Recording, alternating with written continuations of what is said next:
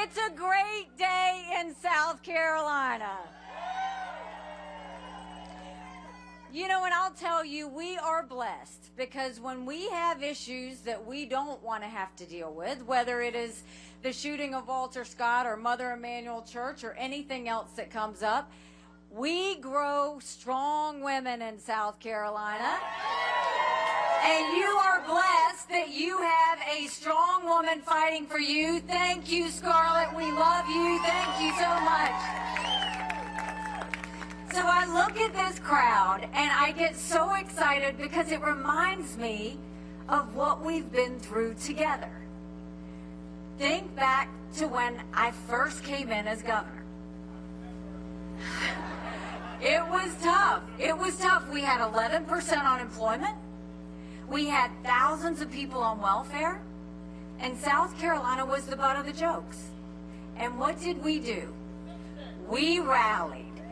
We rallied. We got together and we said it's time to get to work. And we moved that 11% down to 4%. We announced jobs in every county in the state. By the time I left, we were building planes with Boeing. We were building more BMWs than any place in the world. We brought in Mercedes-Benz. We brought in Volvo. 5 international tire companies. They were referring to us as the beast of the Southeast. We did pass the first body camera bill in the country. We passed tort reform. We passed pension reform. We cut taxes. We built up our coffers. We made sure that we paid down our debt, and we acknowledged some truths. We said if you have to show picture ID to buy Sudafed, you have to show picture ID to get on a plane, you should have to show picture ID to protect the integrity of the election process. We passed voter ID in South Carolina. We passed the toughest illegal immigration law in the country. President Obama sued us over it, and we won. We held the elected officials to account in this state. We made them start showing their votes on the record instead of hiding them behind closed doors. We made sure that they had to start disclosing their income so that you could see exactly who was paying them. We vetoed $500 million of their pet projects in their report because your tax dollars didn't need to be going to those. And by the time we were done, we were named the friendliest state in the country. The one I love, the most patriotic state in the country. And don't blame me for this one, the number 2 state in the country people were moving to. And now I'm running for president, and look at the situation we are in. It is not good, and you don't have to turn on the news to see it. We are $34 trillion in debt. We're having to borrow money just to make our interest payments. China owns some of that debt. And for the first time now, we're paying more money in interest than we are in our defense budget. You know who notices that? Russia, China, and Iran. We've got to start getting to work. But when you look at the situation that put us in, we've got to be honest about who did that to us. I would love to tell you that Joe Biden did that to us. But I have always spoken to you in hard truths, and I'm going to do that with you today. Our Republicans did that to us too. You go and look, and you can talk about having a good economy under Donald Trump, but what did he do? Out of that $34 trillion, $8 trillion in 4 years he put us in debt that our kids are never going to forgive him for.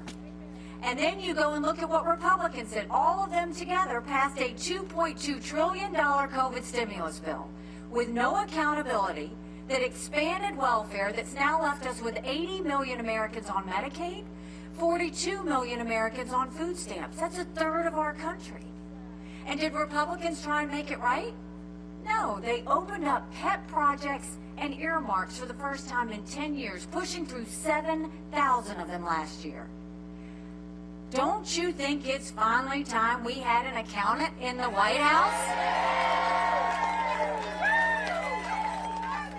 The way we're going to take care of our economy, we're going to start by clawing back the $100 billion of unspent COVID dollars that are still sitting out there. Instead of 87,000 IRS agents going after middle America, let's go after the hundreds of billions of dollars of COVID fraud. 1 out of every $7 was spent fraudulently. If 8% of our budget is interest, quit borrowing. Cut up the credit cards. You have to balance a budget every day. I had to balance a budget as your governor. Why is Congress the only group that refuses to balance a budget? We'll stop the spending, we'll stop the borrowing, we'll eliminate their pet projects, and I will veto any spending bill that doesn't take us back to pre-COVID levels. That will save us trillions. Then we're going to take as many federal programs as we can and send them down to the state levels. That way we'll dramatically reduce the size of the federal government, but we will empower people on the ground. Think education, think health care, think welfare, think mental health. If we cut those strings and allow those dollars to go down, that way, closer to the people, we're deciding those decisions, not people in Washington, D.C. That's where it should happen. And then we're watching the rich get richer and the poor get poorer. We need to open up the middle class. That's why we're going to cut taxes on the middle class and simplify the brackets. We're going to eliminate the federal gas and diesel tax in this country. And we're going to make small business tax cuts permanent. Small businesses are the heartbeat of our economy. We have to start acting like it. And you know, if we're going to talk about Congress, let's talk about the fact that Congress has one job, and that's to give us a budget on time. Do you know Congress has only given us a budget on time 4 times in 40 years? 4 times in 40 years. Do you know what we're going to do about that? When I'm president, if Congress doesn't give us a budget on time, Congress doesn't get paid, period. Don't you think it's finally time we had term limits in Washington, D.C.? Don't you think we need to have mental competency tests for anyone over the age of 75? Look, I'm not being disrespectful when I say that. We all know people over the age of 75 that can run circles around us. And then we know Joe Biden. Congress has become the most privileged nursing home in the country. And it's nothing to play with. These are people making decisions on the future of our economy. These are people making decisions on our national security. We need to know they're at the top of their game. Now let's talk about the border. I can't believe this is happening in the United States of America. 9 million illegal immigrants have come across that border. We had more fentanyl come across that border last year that would kill every single American. #1 cause of death for adults 18 to 45, fentanyl. And don't think for a second China doesn't know what they're doing when they send it over. Now, when we passed the toughest illegal immigration law in the country, everybody noticed, including President Obama. We need to take what we did in South Carolina and go national with it. We will do a national E-Verify program so that every business has to prove that the people they hire are in this country legally. We will defund sanctuary cities once and for all. No more safe havens. We will put 25,000 Border Patrol and ICE agents on the ground and let them do their job. We will go back to the Remain in Mexico policy so that no one steps foot on U.S. soil. And instead of catch and release, we'll go to catch and deport. That is how we will deal with the border. Now let's talk about what happened last week on the border. There was a border bill that came up, and part of that bill was good. It strengthened asylum laws. We have to strengthen the asylum laws because 3 million illegal immigrants came in under the Trump watch because our asylum laws weren't strong enough. The part of the bill that was weak was it didn't include the Remain in Mexico, and we have to have that. And it had a 5,000 person threshold. We can't even have a 1 person threshold. But the problem with all of that is Congress needed to get into a room, strengthen it, and not leave until they got the job done. And what did they do? They went on a 2-week vacation. And then you had Trump, who came in and said, don't pass anything on the border until after the general election because it would hurt him. We can't wait one more day to secure that border. We have got to get it done. Congress needs to get us a strong border bill, and Trump needs to stay out of it, period. And then, you know, growing up in Bamberg, South Carolina, my parents always taught me, you take care of those who take care of you. But I'm going to ask you if we're taking care of those who take care of us. Right now in America, over 35,000 of our veterans are homeless. 1 in 3 suffers from PTSD or thoughts of suicide. We lose 22 heroes a day to suicide. If a vet needs a doctor's appointment at the VA, on average, it takes 29 days. Why 29 days? Because on the 30th day, they can go to the doctor or hospital of their choice. So midway through the 29 days, they get a call to reschedule, and the clock starts all over again. It is shameful how we treat our veterans. Now, I'm the proud wife of a combat veteran who served in Afghanistan. And when Michael came home to us, that was a lot of prayers answered. Oh, I love him too. But when we got home, life got hard. Michael couldn't hear loud noises. He couldn't be in crowds. Life had passed him by for the year that he was gone, and the transition was tough. We can't just love our men and women when they're gone. We gotta love them when they come back home too. That's why we need to do more than just a 2-week transition. We need to take care of them for the long haul. Let's do telehealth so they get the mental health care they need right when they need it. Let's let them go to the doctor or hospital of their choice. They've earned that right. And I think the best way we take care of VA health care, I think every member of Congress should have to get their health care from the VA, and you watch how fast that gets fixed. It'll be the best health care we've ever seen, guaranteed. And speaking of military, let's talk about our national security. The world is on fire, literally. We've got a war in Europe. We've got a war in the Middle East. We've got North Korea testing intercontinental ballistic missiles capable of hitting the U.S. You've got China doing cyber attacks on our infrastructure.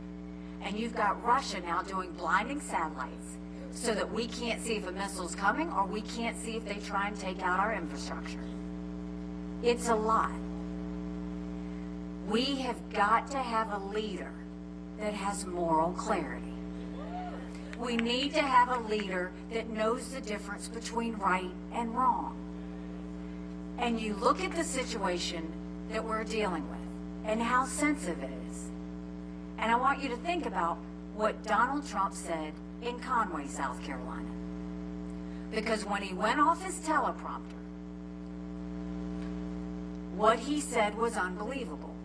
He said that not only would he not defend our allies, but that he would actually encourage Putin to invade our allies. Now think about what that means. You encourage Putin to invade our allies. That means Trump is siding with a thug, where 500,000 people have died or been wounded because Putin invaded Ukraine. Trump is siding with a dictator who kills his political opponents. Trump is siding with a tyrant who arrests American journalists and holds them hostage. Trump is siding with someone who has made no bones about wanting to destroy America. And Trump's going to side with Putin over the allies that stood with us at 9/11? What are you saying? Because in that 1 second, he made all of our allies vulnerable. In that 1 second, he emboldened Putin. In that 1 second, he put every military member who's serving in those countries in danger. That is not moral clarity. And then he went a step further and decided to mock my husband's military service. Now let me say this. Michael and I can handle it. When you're in politics, it's open season. But you mock one member of the military, you're mocking every member of the military. But the problem is, he doesn't understand that sacrifice. This is a pattern. We saw that he said members of the military who lose their lives are suckers or losers. He says at the Arlington National Cemetery, what was in it for them? He doesn't understand that for our men and women who serve, it's not about them. It's about something bigger than themselves. It's about the fact they know freedom isn't free. They don't do this for kicks and giggles. They do this because they believe in our country and they know we have to defend it. And Donald Trump's never been near a uniform. We all know veterans. We all know people who've lost their lives in service. It's personal for us. He's never been near a uniform. He's never had to sleep on the ground. The closest he's ever come to harm's way is if a golf ball happens to hit him on the golf course. But then you have to look at, if we're going to talk about national security, what do you want in a president? You want a...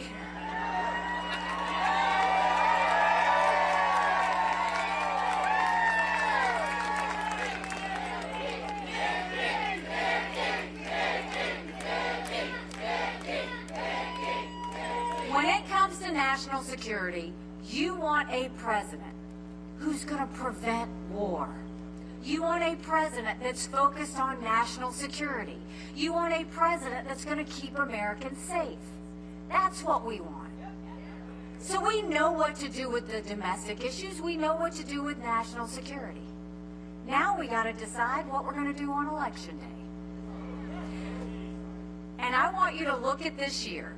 I announced that I was running for president a year ago. There were 14 people in that race.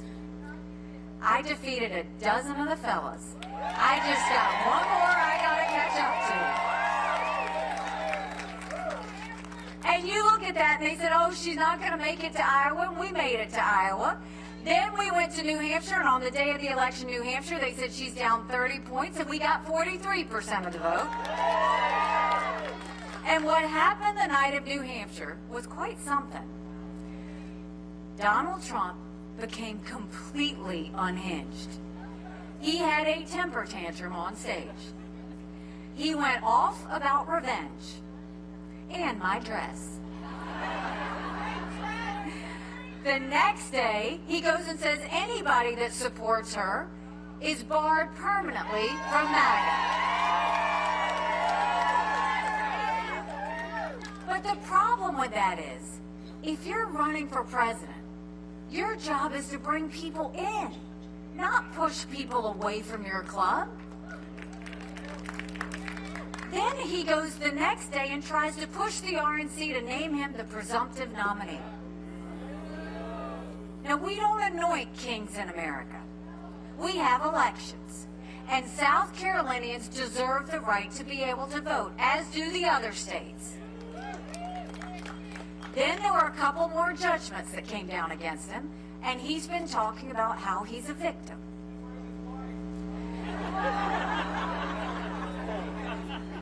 Now, the one thing that bothered me the most about whether it was the night of New Hampshire or whether it was him complaining about being a victim, at no point did he ever talk about the American people.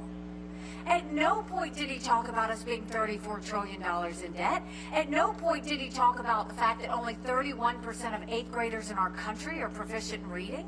At no point did he talk about the completely open border. At no point did he talk about the lawlessness in our cities. And at no point did he talk about the wars around the world. All he did was talk about himself. And the problem is, this isn't about him. It's about the American people.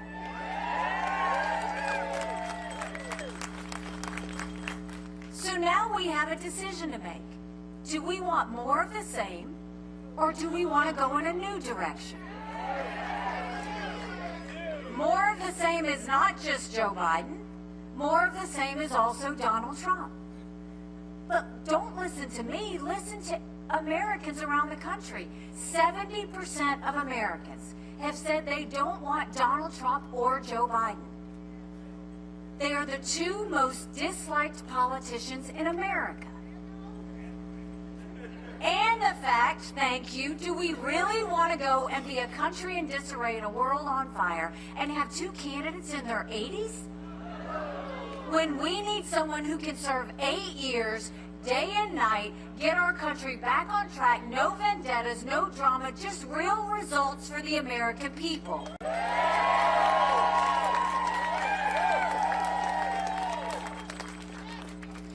And you know, I was looking at the TV the other day and I saw that Donald Trump's running commercials against me, so clearly he is taking it seriously.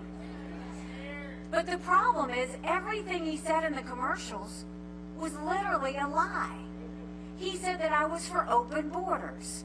He said that I wanted to raise taxes. And then he sent out text messages saying that I want to cut Social Security. Every bit of that is a lie. But then I was thinking, you know, if he's going to lie about me, then I'm going to tell the truth about him. Because you deserve to know that we should be asking him, why is it that when he was president, he proposed a 25-cent per gallon gas tax increase?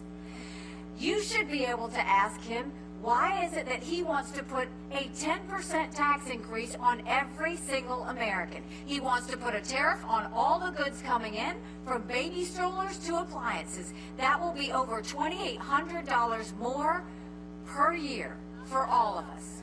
Why doesn't he say that he's not going to do anything with Social Security, knowing that when he leaves, every one of us would get a 24% cut in our benefits? That is not what we need to have happen. These are things that we should be asking him. And I would ask him for you, but he won't debate me.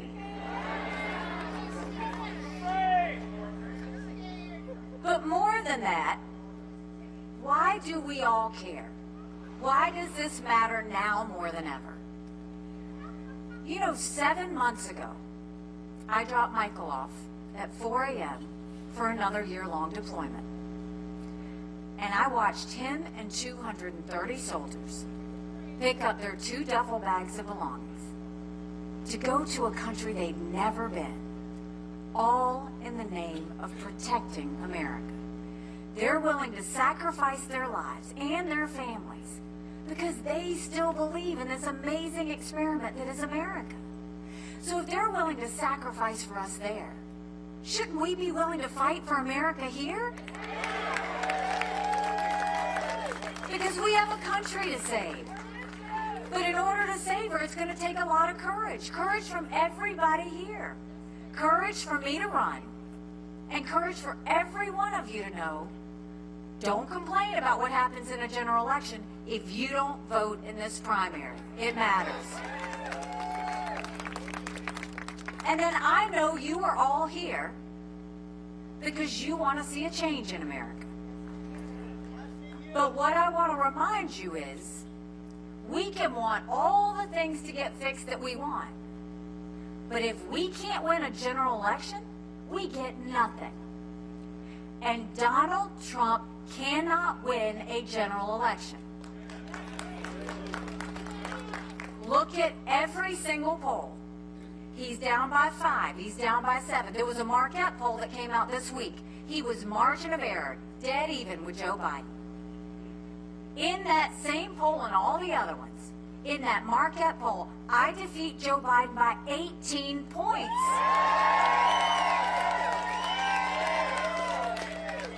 Do you know what that means? That's bigger than the presidency. That's House, that's Senate, that's governorships, that's school boards. That's a real directional turn in our government.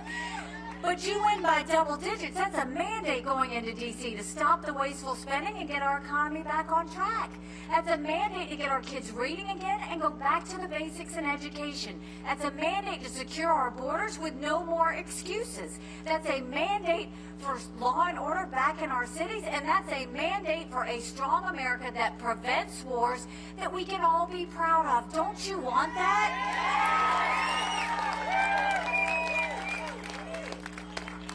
And so you look at that, And if you really want to know why this matters, it doesn't matter to me. And it doesn't even matter to you as much as it matters to our kids and your grandkids. That's who I worry about. Think about what they've been through. They've been through COVID. They see this debt and they don't know how they're going to have to be responsible for it. They don't know how they're ever going to buy a home. They don't know if they're going to be able to get a job. They don't know how they're going to make ends meet. They're fearful of a war. And the country that they live in right now has hate and anger and division. They deserve better than what they're getting right now.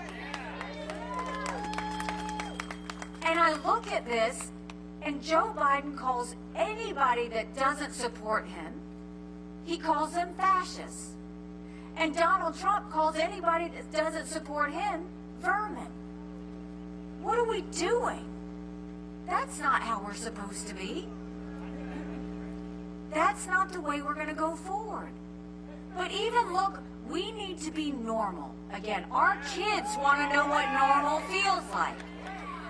It's not normal under Joe Biden that you've got millions of illegal immigrants coming across the border and no one's stopping them. It's not normal for us to spend more time in schools on gender pronoun than reading and math. It is not normal to have these wars around the world. And under Donald Trump, it's not normal to mock members of the military.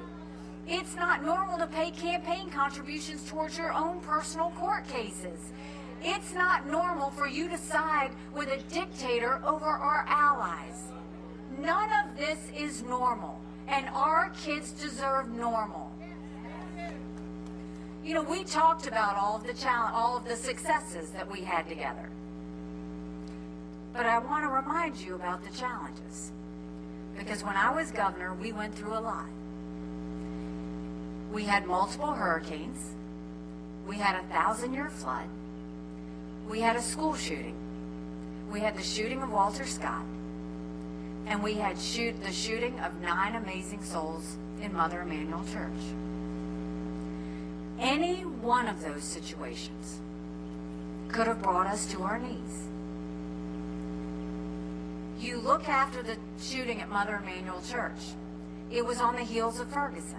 Same with Walter Scott. On the heels of Ferguson, if we turned on the nightly news, there were cities on fire all over our country. Why didn't we burn? We didn't have riots.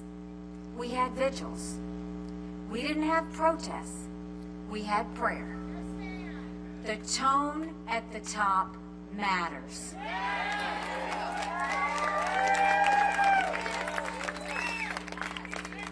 If you notice, I didn't judge either side. I didn't pick who was right and who was wrong. That's not what a leader's supposed to do. You don't judge your people. Instead, you bring out the best in people so that they can see a good way forward.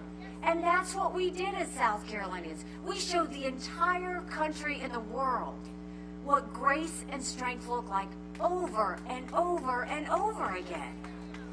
And through that unity, that's where we found our strength. Now we need that same thing in our country. And we have the chance to do that. Tomorrow is election day. Anybody can vote in this election as long as they didn't vote in the Democratic primary on February 3rd. I need you to get out and vote. I need you to take 5 people with you. I need you to make sure you call your friends, email everybody you know, text, take anybody who can't get there to the polls, because it matters. We all know, and you'd be shocked how many of your friends and family are just general election voters. I want you to send them a message for me. In a general election, you're given a choice. In a primary election, you make your choice. This is the time for us to make our choice.